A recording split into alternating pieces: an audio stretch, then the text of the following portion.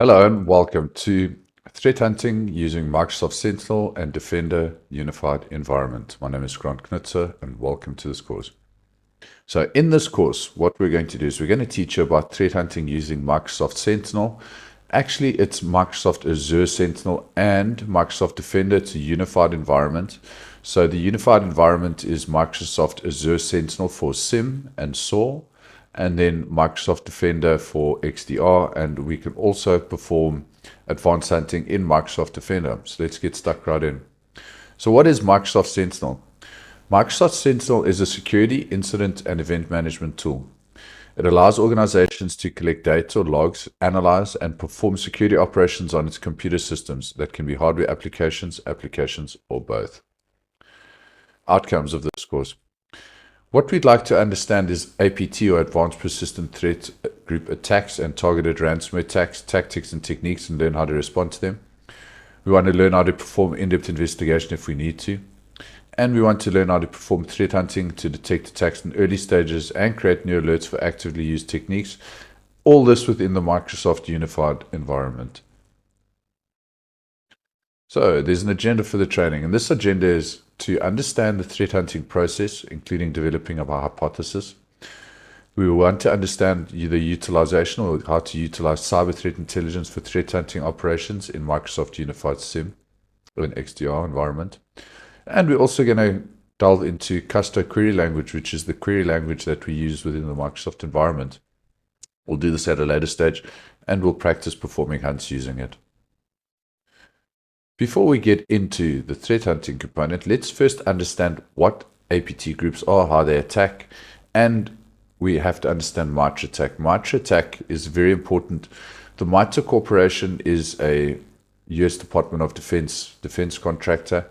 They do a lot with regard to cybersecurity, and they're responsible for the CVEs, or common vulnerabilities and exposures, and they're also responsible for the MITRE ATT&CK matrix, which is split into three, being the industrial control systems, enterprise, and mobile. So most of our threat intelligence we get from MITRE ATT&CK, which is open source. MITRE ATT&CK tracks APT groups, classifies them, and then classifies their TTPs, and we create the cyber kill chain according to that. So we're always mapping back to MITRE ATT&CK. When we get into the cyber threat intelligence component of things, we'll also learn that Microsoft analyzes about 3.6 trillion signals a day, and therefore they have some of the world's best threat intelligence. And when you're a subscriber to Microsoft 365 Business, you have access to updated real-time threat intelligence from Microsoft from the signals that they've gathered. So what's an APT attack? APT stands for Advanced Persistent Threat, or APT group. It's targeted attacks. They stay for a long time hidden in the organization, which is why we say they're persistent. They're mostly carried out by a professional group of hackers or threat actors. The A stands for advanced. Advanced persistent threat groups are characterized by the fact that the members are developers, and they will be developing their own tools. If we just take a look at an APT group like Conti, the ransomware gang, they've developed an advanced ransomware using C++ that can bypass detection and compromise a system. So these groups can be, an APT group can be a nation state, well, intelligence agencies, all intelligence agencies the world over are involved in this type of thing. Famously, for example, the United States National Security Agency, or NSA, famously has been accused of pulling off the Stuxnet attack. Stuxnet is an advanced malware that targeted a programmable logic control unit, or PLC unit. So right now we are in the fourth industrial revolution. What the fourth industrial revolution is, it's the integration of information technology, or IT systems, and operational technology, or OT systems. For example, if you have a mine, you have large machines and high voltage that needs to be converted into different types of voltage, and also needs to be converted to instructions that machines can actually understand. And you'll have an IT system or IT systems. So for example, an engineer will be using a computer, and what she'll do is what she'll do is she'll manage a programmable logic controller with her computer, and that programmable logic controller is the link between her computer and a piece of industrial machinery, say a piece of earth moving equipment or some other piece of mining equipment. So this merger between industrial technology, this merger between information technology and operational technology is known as the fourth industrial revolution that we are currently going through. So nation states can be APT groups. Famously, the Russian GRU, or their military intelligence, is famous for attacking Ukraine in the past few years, and vice versa. There are also very well-known Chinese APT groups that are tracked by MITRE-ATT&CK and many other countries. Israel's another one, and we have many, many countries. Essentially, every single country that has the infrastructure to do this will be doing this type of thing. The more advanced countries have very advanced capabilities, and they are prepared to attack their enemies. And sometimes what they'll do is they'll attack an enemy country's actual infrastructure, civilian infrastructure. We know that there's been some famous attacks against the US pipeline system, the Eastern pipeline system, in the past few years. And those have all been attributed to advanced persistent threat groups that are nation states. So then we have professional hackers for hire. These are mostly advanced syndicates. They occur everywhere in the world. Famous countries where professional hackers for hire, advanced syndicate groups, also being APT groups, come from, places like Romania, Ukraine, Russia, China. North Korea is also a big one. And essentially, wherever you find a professional hacker or professional hackers that are advanced, they maintain persistence in systems, and they're a threat. We class them as advanced persistent threat groups. We also have activists. So we all know about hacktivists, and we all know about, for example, the anonymous group, and they will be pulling off hacks, and they're also classified as advanced persistent threat groups because of the nature of that. They are advanced, they are persistent, and they are a threat. And they'll essentially target whoever they like based on an ideology or something to that effect. So why do companies care about APT attacks? We can see here there's a couple of headlines. Boeing, Tesla manufacturer breached after ransomware attack. 2 years after WannaCry, which was a major ransomware, 1 million computers remain at risk. When the screens went black, how NotPetya taught Maersk to rely on resilience, not luck, to mitigate future cyber attacks. Enterprise are commonly targeted by APT groups. So there is an APT attack process. We call it the cyber kill chain. When we use the MITRE-ATT&CK matrix, what we're doing is we're actually looking at the cyber kill chain in its expanded version to include tactics, techniques, and procedures. So the cyber kill chain consists roughly of 8 phases. First being reconnaissance. Attackers need to perform reconnaissance on their target. They need to gather as much information as possible. It's commonly done using LinkedIn, and there are tools that can automate this process. This is where attackers gain all the information that they need. It's the same as a military operation. What you need to do is you have to perform reconnaissance. You have to get intelligence. So reconnaissance is the part of the cyber kill chain where attackers will be gathering intelligence on their targets in preparation for the attack. Then we have intrusion. Intrusion can also be called initial access, various means of doing this.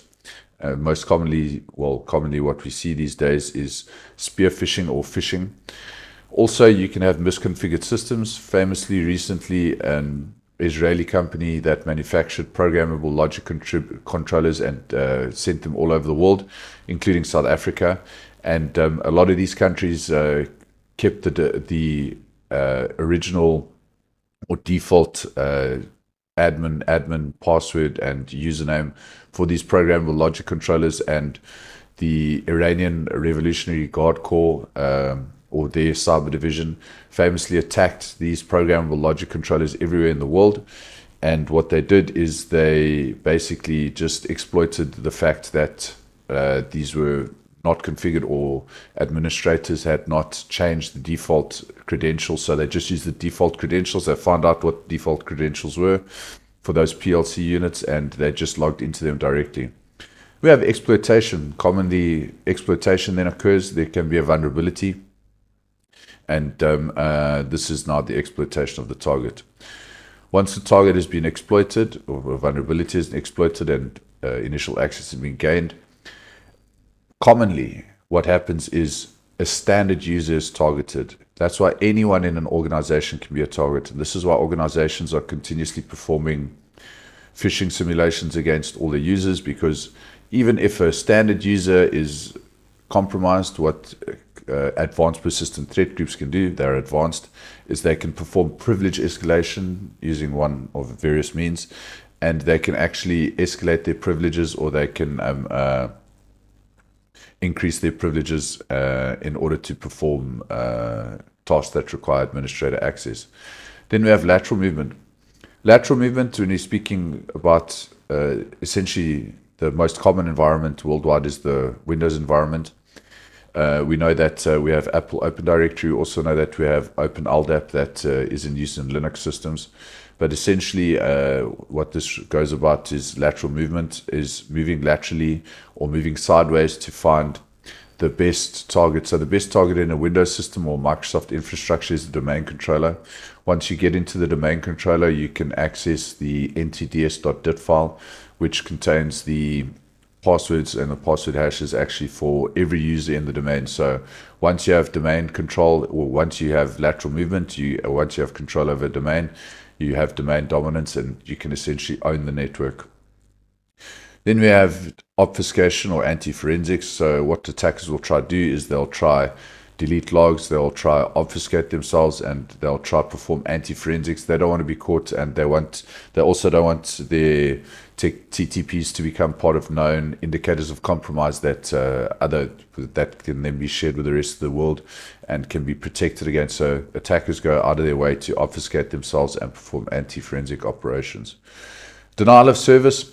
So denial of service is denying a legitimate access of information to legitimate authorized persons. If we remember the basics of cybersecurity, we have the CIA triad, which is confidentiality, integrity, and availability. Denial of service is attacking availability, so it is making services or systems unavailable to legitimate users. And then we have exfiltration. So at the end of the day, attackers would like to exfiltrate data and other important information. When we teach red teaming, we teach that this is commonly done via command and control server. So attackers will exfiltrate data or exfiltrate information to their command and control server, and then they can go ahead and either ransom these people or these organizations, or they can sell the information along, or they can distribute it to other cyber criminals for various use.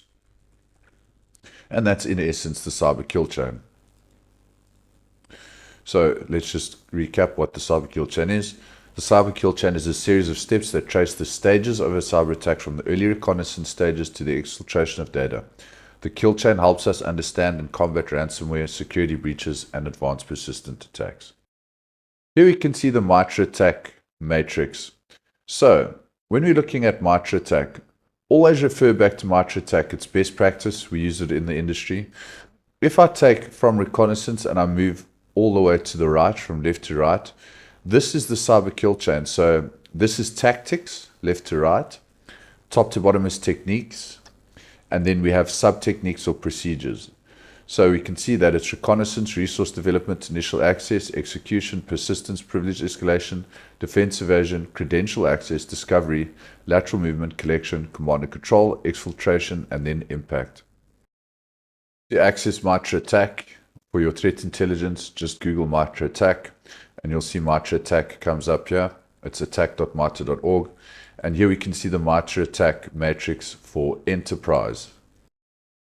And we can see, we can scroll from top to bottom and left to right. And here we have the entire attack matrix and exactly what we need to see. So if I scroll down a bit, I can move from left to right here. Scroll down, I can move back to the beginning. So here, for example, under reconnaissance, we have active scanning, which is a technique. Then we have here scanning IP blocks, vulnerability scanning, and wordless scanning. Each tactic, technique, and procedure is also, each MITRE ATT&CK tactic and technique has a number associated with it. So here we have T1595.002, which is vulnerability scanning, which is a technique or procedure, which is part of active scanning, which is a technique. So this is a technique, tactic, technique, sub-technique, or procedure. So vulnerability scanning would be the sub-technique or procedure, active scanning would be the technique, and then reconnaissance would be the tactic. And we can go ahead and we can drill down on any of these. If I go ahead and I click on active scanning, vulnerability scanning, it gives me a whole breakdown, even showing us the APT groups that are using it, APT 28, APT 29, etc. Cutting Edge is another APT group. If I come to matrices, I have the enterprise matrix. So enterprise is your standard business. You can also add government entities into enterprise because government are run like enterprise, so they have different departments. Those different departments have IT systems and filing systems and so on, and they're vulnerable to attacks. So enterprise matrix can be applied to enterprise, so business, and also government. Then we have mobile, which is mobile phones. And we have ICS for industrial control systems. So this is speaking about that fourth industrial revolution we were talking about. And this involves a lot of programmable logic controllers and other industrial control systems. So as the name suggests, it's industrial control systems. And this is the ICS matrix. So that's MITRE ATT&CK. MITRE ATT&CK sub-techniques, as we've seen, we expand upon. So here's the tactic, technique, and the sub-technique or procedure. So case study, let's talk about DarkSide ransomware. So DarkSide is a famous APT group. They offer ransomware as a service, or RAAS. So we can see here that initial compromise was suspected password attacks on perimeter infrastructure. So this is using tools that are available, commonly available open source tools. They come down pre-installed with Linux distributions like Kali Linux, stuff like Hydra, tools like Hydra, where you can perform a password attack or dictionary-based brute force attack on perimeter infrastructure or web-facing infrastructure. And if they're weak passwords and no multi-factor authentication is in use, then what you can have is you can have a breach, which they have. This was linked to Common Vulnerability and Exposure 2021-20016, and also malicious emails with links, so that's phishing. Once they established foothold, they used Beacon, Smoketown, and F-Secure C3. To escalate privileges, they exploited CVE 2020-1472, so there was a vulnerability on the system. They also used a well-known red teaming tool called Mimikatz for credential harvesting. And then they used Alsys process memory dumps. So you can use ProcDump. There's a lot of different tools that you can use to dump Alsys. Alsys is local security account subsystem on Windows systems. Remember that worldwide, most systems are actually Microsoft or Windows-based systems utilizing Active Directory. They then performed internal reconnaissance. They used PowerView. Commonly, attackers utilize or abuse actual known legitimate tools. So in this case, they used PowerView, built-in Windows utilities, Bloodhound, and advanced IP scanner for internal reconnaissance. They completed their mission. They exfiltrated data via rclone or WinSCP, again using legitimate tools for malicious purposes. There's data theft extortion, and then DarkSide ransomware deployment, generally via PSExec. We know PSExec is a well-known legitimate Windows tool to execute commands on a remote system, and DarkSide ransomware was executed on that system. Problem with ransomware is we have something called double or triple extortion. So even if the business has a business continuity plan and backups for data, once the cyber criminals or the APT groups have access to that information, if they don't want to pay the ransom because they have backups or a BCP in place, what will then they'll be threatened with is leaking of customer information online, which can be catastrophic and can actually close the business down, because once the consumer has no faith in their information being safe with a organization, they're not going to use that organization anymore. So typically prevention is better than cure, and we'd like to make people as unhackable as possible. So there's various methods. The best method is to use actual physical security keys, so to actually use a physical security key with a backup key to protect your online accounts and that kind of thing. And prevention is better than cure, because once you've been hit by a ransomware group, and bear in mind that the most sophisticated organizations with the most sophisticated cybersecurity in place on earth are still breached on a daily basis by advanced persistent threat groups. You can imagine the type of enemy that you're dealing with if you're dealing with a nation state APT group, for example. Say you're in the United States and you're a massive organization, we remember SolarWinds, and you've got an enemy like Russia, they've got very advanced APT groups that belong to their military and intelligence infrastructure. They've got huge budgets, and they commonly breach each other's systems. So if you follow the biggest names in cybersecurity, what they'll tell you is that the worst thing for the global threat landscape is the division in the world. We've got countries that are fighting one another, and as long as we have division, we're creating an environment where cybercrime can thrive. So the more unified the world becomes, and the more togetherness there is, and the more that nations start working together, the more we'll see a downslide in cybercrime activity. Cybercrime, the threat landscape is currently massive, and it's in part due to the division of the world, east versus west. So continuing with the case study for dark-side ransomware. So what it is a ransomware as a service, or RAAS group. It's used by different groups. So UNC 2465 is an APT group, and that's an actor attack lifecycle. So initial access, they used spear phishing with a Dropbox link. First stage was a .zip file with a .link downloads and a .net backdoor. So .net backdoors are quite common. We can do this with C#. Second stage was smoked ham. It's a .net backdoor and included keylogging functionality. Privilege escalation was performed through Mimikatz. Reconnaissance, they used Bloodhound for mapping targets to the Active Directory and Advanced IP Scanner. Lateral movement was achieved using stolen credentials, NGROC tunneling for RDP ports, PSExec and cron jobs, cron job we know as a scheduled task, but for Linux. And ultimately culminated in the deployment of dark-side ransomware for encryption and exfiltration. So UNC 2659 actor attack lifecycle. Initial access used SonicWall VPN vulnerability. So there was a vulnerability with the CVE that was existed that they exploited.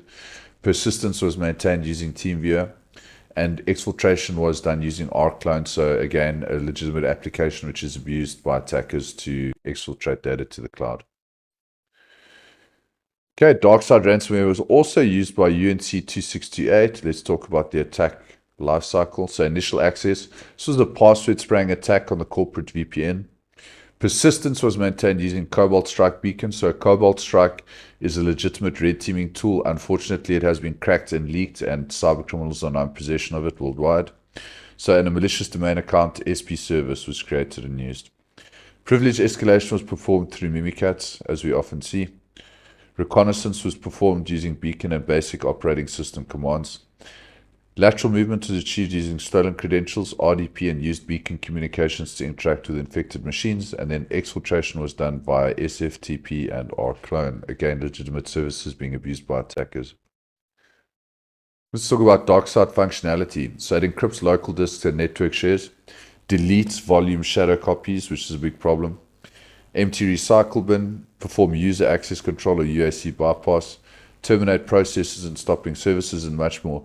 Remember that once an attacker has gained access or has dropped an advanced piece of malware onto a system that's communicating via beacons to a command and control server, what the attackers can then do is they can add functionality. They can actually update the software, they can update the malware, and they can add keyloggers, they can add a lot of things to it, and they can also give it instructions. So there's a good blog that's been written. We've put the link here. It's a FireEye blog, and regarding dark-side ransomware. Okay, so case study from zero to domain admin. Here we have basically the attack as it went. Here's the attack lifecycle, and what you can do is you can go through this in your own time. So just from zero to domain admin, and here's hanky-tor process tree. So winword.exe was the parent process, and there was actually a malicious code inside a Word document, which resulted in process injection using SVC host. And then we created a whole bunch of child processes, so run DLL332 for port scanning, and CMD was also used, and using legitimate Windows tools. Okay, so let's move on to Conti ransomware, which is another very big group. Okay, Bazaar loaded Conti ransomware in 32 hours. This happened in 32 hours. This is available at the DFR report, and it basically, you can go through this timeline in your own and see what actually happened. So there was initial Bazaar loader execution, so that Bazaar loader is a malware. First discovery stage, Then they executed Cobalt Strike, which is the command and control server, which now give them access to do whatever they like, basically. Then lateral movement was performed by Windows Management Instrumentation Control to domain controllers, servers, and workstations, and then credential access on domain controllers and various servers via ALSAS. So once they reach the domain controller and use ALSAS or perform ALSAS dumping, then they've got basically the keys to the kingdom. Note that in cybersecurity, we use UTC, or Universal Coordinated Time, which is military time, also known as Zulu time. So anywhere you work in cybersecurity, you're going to be using UTC. You can go through that in your spare time. This is basically the kill chain for the Conti ransomware deployment. So here, RDP login to domain controllers from file server was abused. RDP is often abused, and actually lately attackers have been using more RDP files in spear phishing attacks to gain initial access to systems. PowerShell remoting is far more secure, and we consider it best practice with incident response, or whenever you're trying to access an infected system or perform any kind of analysis, you much rather use PowerShell remoting. It's more secure, and it's if you're going to log in using RDP and the attacker was still on the system, then she would be able to potentially grab your credentials and compromise you as the security personnel, which you don't want. So note to remember, use PowerShell remoting whenever you're accessing a suspected breached system. So what's common between all these attacks? First of all, they target endpoints first. So they target the average user, and then they move laterally within the organization. Another commonality between these attacks is the use of legitimate applications such as AD Find or Active Directory Find, WinSCP, and TeamViewer, and their use of legitimate accounts to move laterally inside the organization, mostly stolen through spear phishing or ALSAS memory dumps. To perform ALSAS memory dumping, you must first disable Windows Defender. That can be done easily in the command line, and we're going to teach you how to do that on this course. So let's go ahead now into threat hunting, and now that we understand APT groups and who the enemy is, so to speak, let's understand threat hunting. So what we're going to do here is we're going to work on understanding the threat hunting process, and we're going to teach you how to develop a hypothesis. In threat hunting, you will first develop a hypothesis, and when you develop your hypothesis, hypothesis, for example, would be attackers are already within the system and using PowerShell to execute commands, and then you'd go hunting for PowerShell commands in the system. For example, that's developing a hypothesis. So agenda for this is we're going to go through introduction to threat hunting. We're going to go through key concepts and importance. We're going to go through the threat hunting process overview. We're going to go through developing our hypothesis. We're going to go through tools and techniques. So this is Microsoft Sentinel and Defender that we're using. So those are tools and techniques we're going to teach you. We'll go through some real world examples, and then we'll end with our conclusion. This is from module 1. So let's start off with the definition of threat hunting. What is threat hunting? So the definition is proactive cybersecurity methodology to identify threats missed by automated tools. Its focus is its human-driven, hypothesis-based process. So let's say you have an organization. Your basic IT is good. You're following best practice. What you've done is you've reduced your attack surface. So you've closed all unnecessary ports and services. You're using role-based access control. If you have a very advanced level of maturity for cybersecurity, you might be using privileged access workstations. And then you're using antivirus on your systems to just deal with all the vanilla threats, all the known signatures and everything out there. What are you left with? You're left with the targeted attacks by APT groups. Now, these targeted attacks we have to mitigate, and then we hunt for them. We perform threat hunting.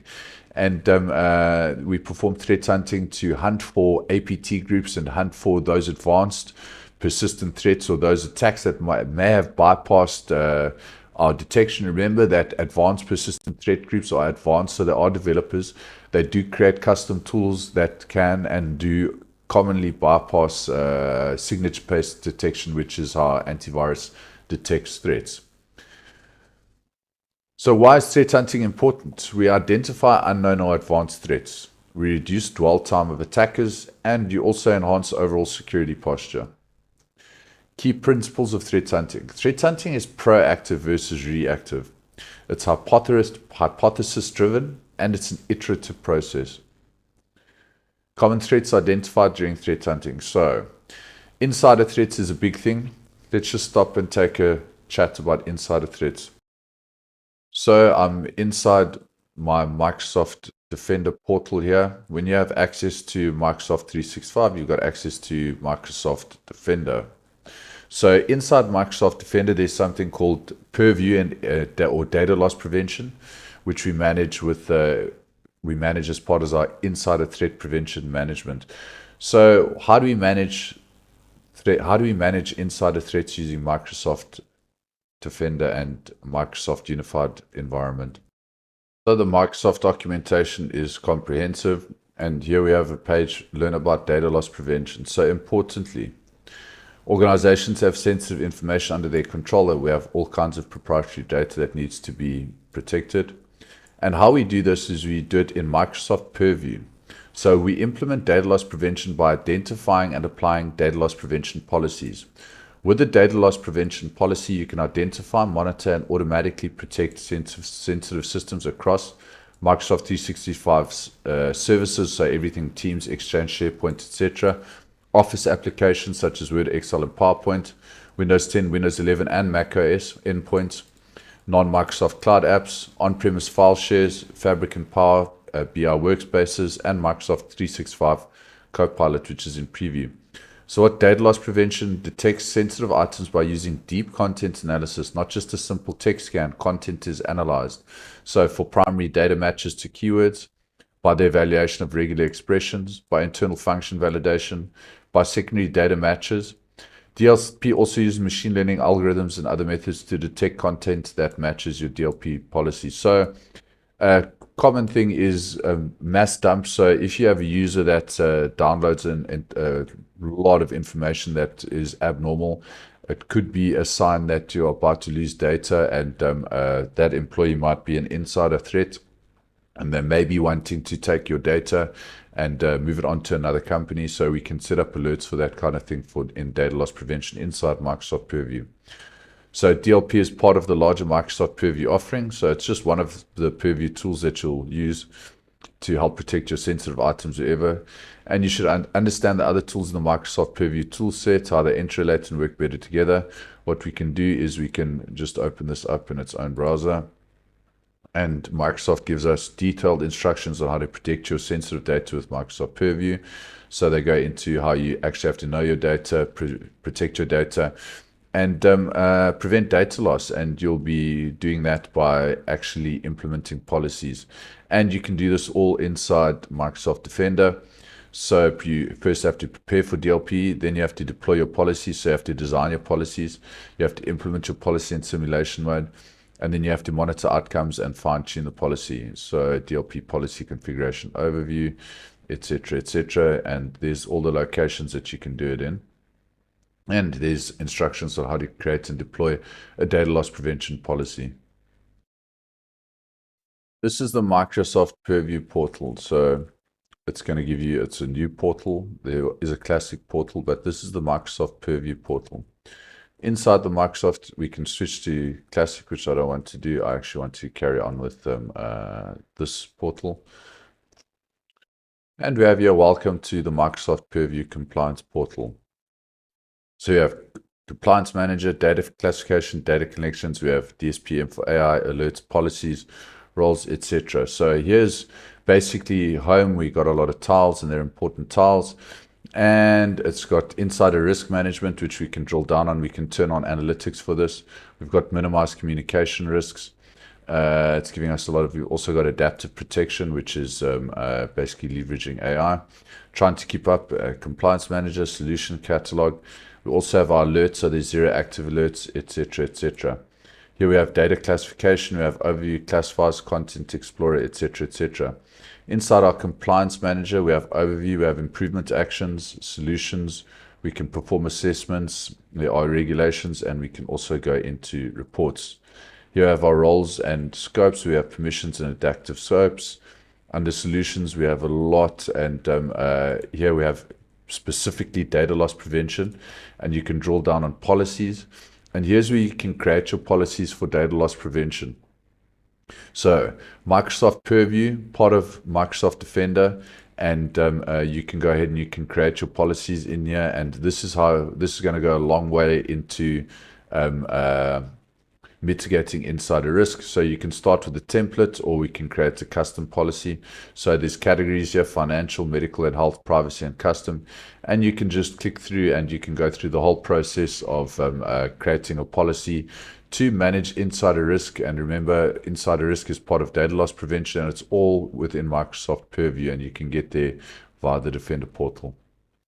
So I've spoken about insider threats and how to manage them, essentially using data loss prevention and policies inside Microsoft purview if you have access to the environment. There's also advanced persistent threats. What we are hunting for is we're hunting for malware and ransomware, and we're also looking for lateral movement within networks. So there's a threat hunting process. First of all, you have hypothesis development. Then there's data collection, then there's investigation analysis, and then there's mitigation and reporting.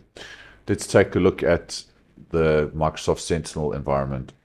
So Microsoft Sentinel is part of Azure. It's a cloud native SIEM tool that you can do everything in. So if I just log into Microsoft Azure, I can drill down on Microsoft Sentinel.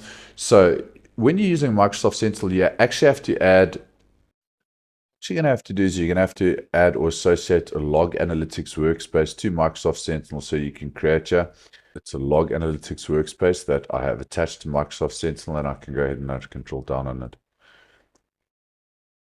So as we've mentioned, we're inside the Microsoft Sentinel environment. This is your dashboard that you're going to be looking at. So Microsoft Sentinel, cloud native SIEM solution inside Microsoft Azure. And you can actually, if you come down to threat management, you can go to hunting here. And this is just to show you how developing a hypothesis is worked into the Microsoft Sentinel environment. So what we can do is, here I actually have a hunt. We can create a new hunt. And it's got a hunt name, owner, new, and it's got a hypothesis. So a hypothesis, whether it's unknown, we can have an invalidated hypothesis or validated hypothesis. Let's say, for example, we have an invalidated hypothesis. You can go ahead and create your hunt name. So I like this: attacks are accessing credentials via LSAS dump. You can go ahead and give a description. You can say attackers, this is actually the hypothesis. Attackers may be using proc dump or another tool such as Mimikatz for credential dumping, theft, and privilege escalation. Okay, so this is basic hypothesis, and we'll get into cyber threat intelligence, and this should your hypothesis should be guided by your threat intelligence.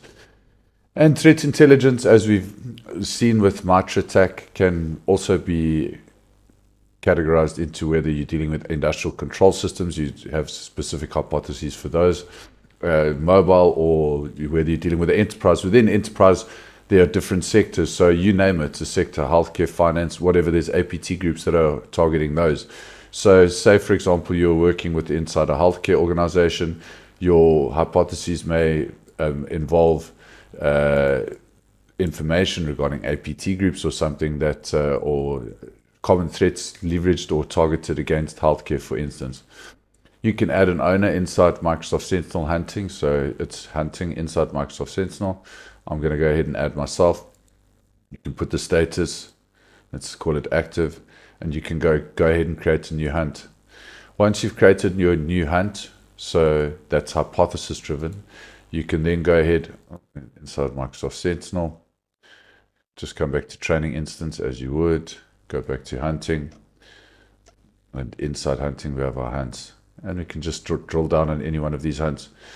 And now we can start actually doing things inside the hunt. So there's query actions here. You can actually add a new query. So what is it? Hunting queries tab enables you to proactively hunt for security threats. So it's threat hunting. Queries in this tab apply specifically to the selected hunt and are not visible in the overall hunting queries tab. So We will get into this in a later section, but hunting queries in Microsoft Sentinel are based on KQL or custom query language, and they can be sourced from the Content Hub, or you can also make your custom queries.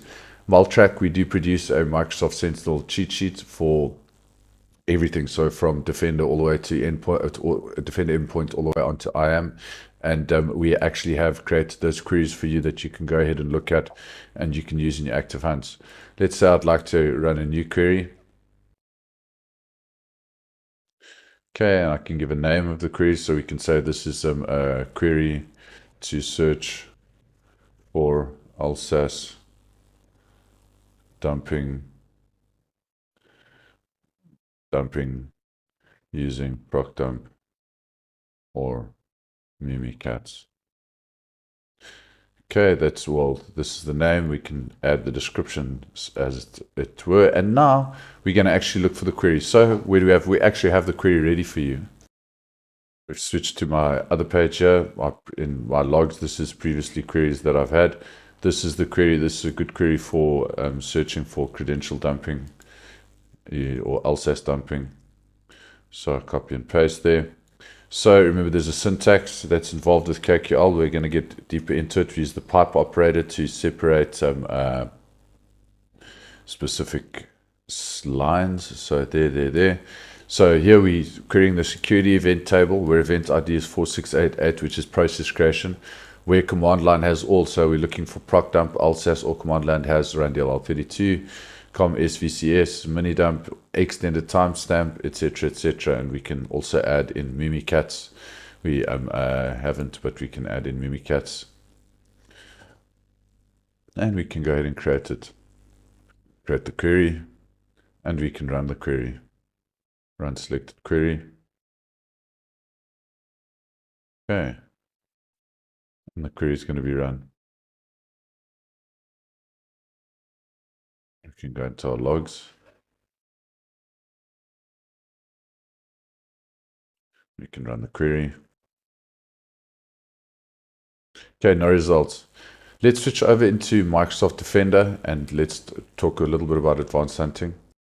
So this is Microsoft Defender. This is actually one virtual machine where I performed Alsace dumping that is exporting logs, is sending logs to both Microsoft Defender and also to Microsoft Sentinel, as it were. So Microsoft Defender, we've picked up a lot of incidents, and one of them is credential access incident on one endpoint, and it says suspicious access to Alsace service. And here in our advanced hunting, what we've done is, this is a query that includes Mimikatz in the query, and this query, you can find it in the cheat sheets. This is actually looking for Alsace dumping, so it's looking for Alsace dumping. And when I go ahead and run the query, it's just asking for me to sign in again. If that happens, never mind. Go ahead and run the query.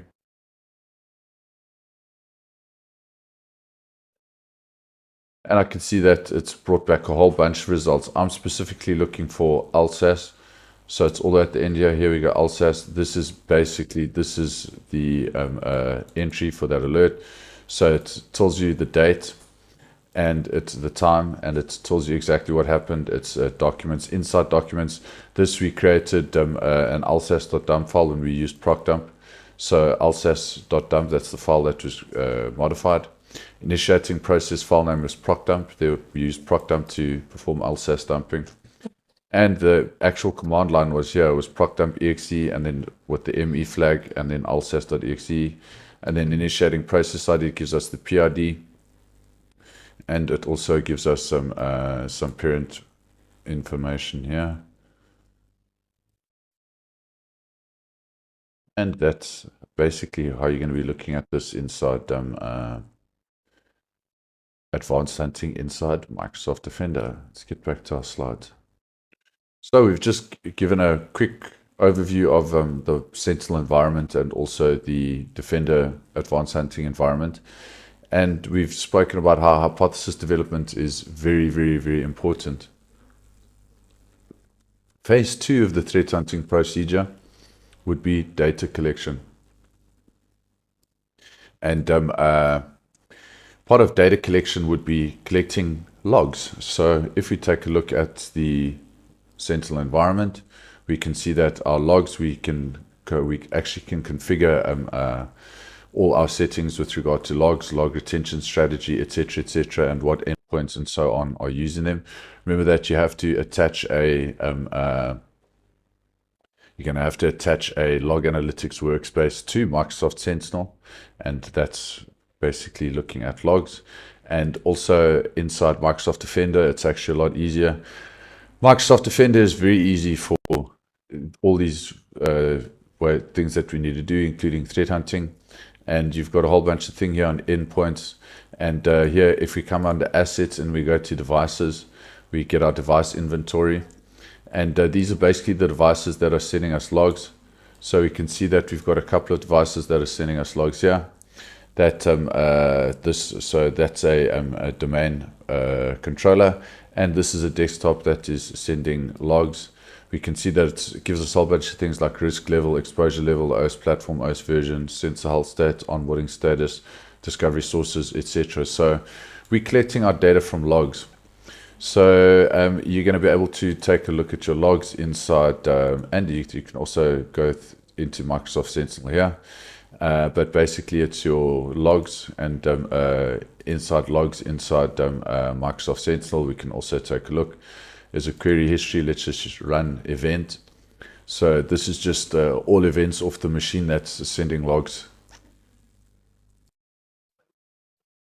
So what we can do is we can see events. So it's actually, I'm going to choose last 48 hours here, and we're looking for events. And this is basically all the events that are being sent from the machines that have been onboarded and to this log analytics workspace within Microsoft Sentinel. And this is your data collection. This is so you should be collecting data. Then we have investigation analysis, and then also mitigation and reporting. Depending on what you find in your investigation analysis, there might actually be a threat. You might actually have found threats. These need to be mitigated, so there's going to have to be close coordination with incident response teams and malware analysts and everyone else that is involved in this process. So we can see that the threat hunting process begins with hypothesis. Then we have our data collection, the sources of data as our logs. We have investigation analysis. This is where you're actually going to perform a thorough investigation. This might involve incident response teams.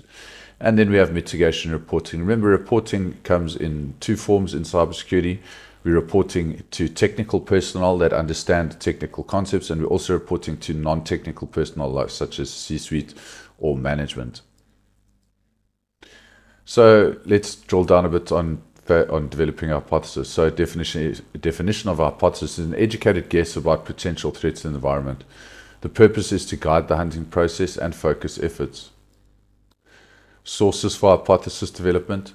We have threat intelligence feeds, known attack patterns, so that's utilizing MITRE-ATT&CK, for example. We have behavioral anomalies, historical data, suspicious indicators. For Microsoft environment, your threat intelligence feeds, you can subscribe to the threat report and you'll get up-to-date information on the latest threats. For example, let's take a look. So I'm inside my Microsoft Outlook, and we can see that I'm a subscriber. I am using the Microsoft 365 environment for business.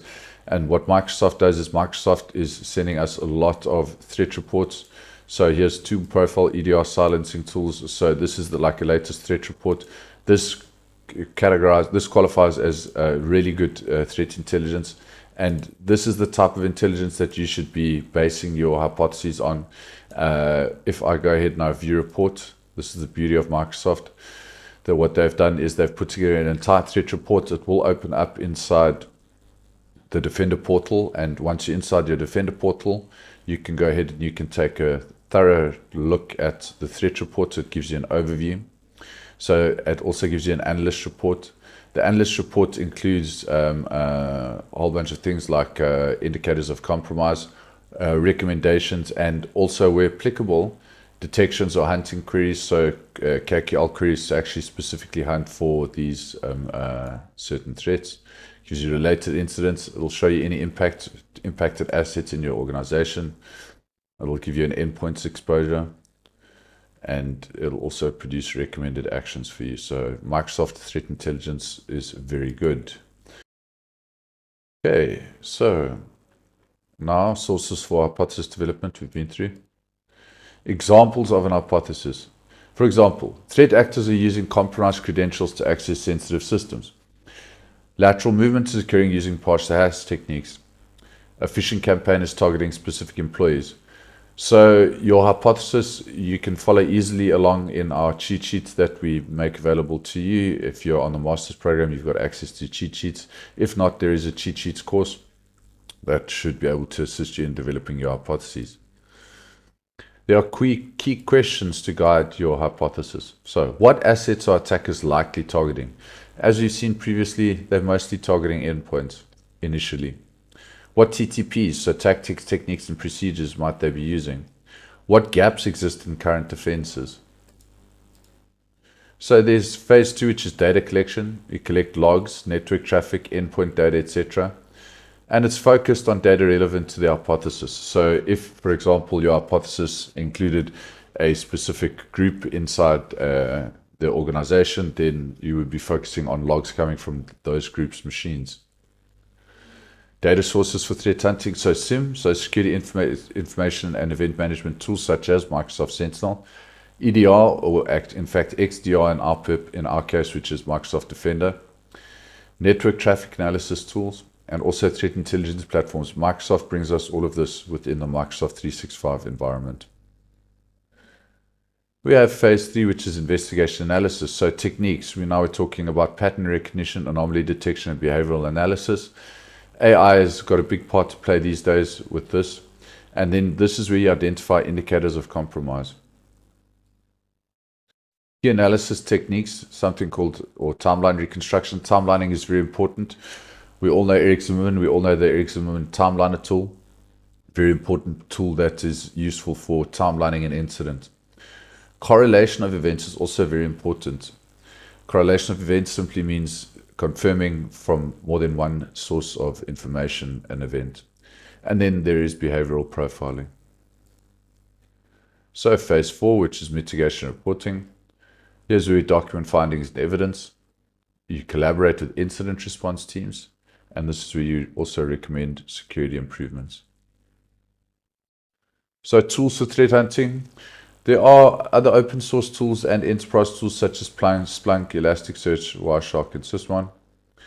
Here we are using Microsoft Sentinel or Azure Sentinel and Defender XDR. So the importance of automation analytics and augmenting manual efforts. So automation is very important, and you can set automation rules to specific alerts in the organization.